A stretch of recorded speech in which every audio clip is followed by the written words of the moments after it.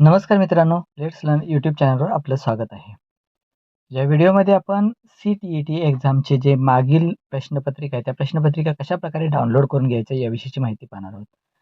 मागे झालेल्या परीक्षांच्या प्रश्नपत्रिकेच्या अभ्यासामुळं आपल्याला त्या परीक्षेचं स्ट्रक्चर चांगल्या प्रकारे लक्षात येईल आणि त्यातील प्रश्नांची काठिण्य पातळी, प्रश्नांची रचनासुद्धा लक्षात येईल. त्यामुळं जे सी-टी-ई-टी परीक्षेला बसू इच्छितात त्या सर्व विद्यार्थ्यांनी हे जी प्रश्नपत्रिका आहे, त्या प्रश्नपत्रिका डाउनलोड करून घ्याव्यात. तर या व्हिडिओमध्ये आपण बघूया त्या कशा डाउनलोड करून घ्यायच्या. तर यासाठी आपल्या फोनमधील ब्राउझर ओपन करा. ब्राउझर ओपन केलं तर सर्च बॉक्समध्ये आपल्याला टाईप करायचं आहे सी-टी-ई-टी आणि सर्च करा. सर्च केल्यानंतर या ठिकाणी आपली जी पहिली लिंक आहे ती ctet.nic.in त्या लिंकवरती आपल्याला क्लिक करायचं आहे.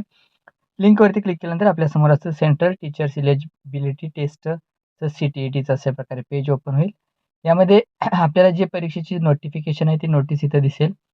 त्याचबरोबर आपल्याला प्रश्नपत्रिका डाउनलोड करण्यासाठी आपल्याला या निळा जो बॉक्स आहे त्या बॉक्समध्ये यायचं आहे.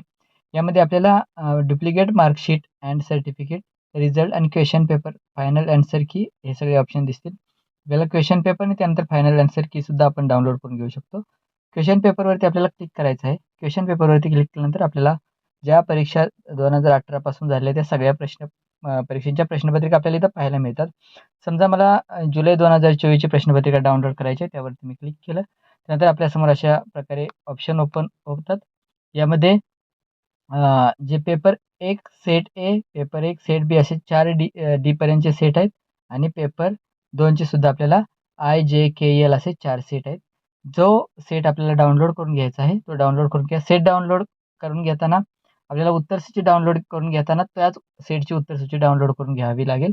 म्हणून सेट काळजीपूर्वक समजा मी चा सेट डाउनलोड केला. आपल्याला अशा प्रकारची एक सूचना येईल. त्याला ओके करा. ओके केल्यानंतर आपल्या जर फोनमध्ये एकपेक्षा अनेक ईमेल आयडी असेल तर आपल्याला ऑप्शन येईल. नसेल तर डायरेक्ट ओपन होईल. ओपन केल्यानंतर आपल्यासमोर अशा प्रकारे एक झिप फाईल दिसेल. या ठिकाणी झिप फाईल बऱ्याचदा फोनमध्ये सपोर्ट करत नाही.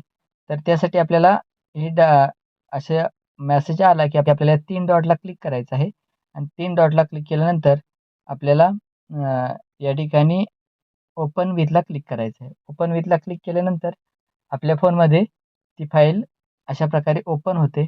ओपन झाल्यानंतर आपल्याला हे डाउनलोडचं जे चित्र आहे, त्या डाउनलोडच्या चित्राला क्लिक करा.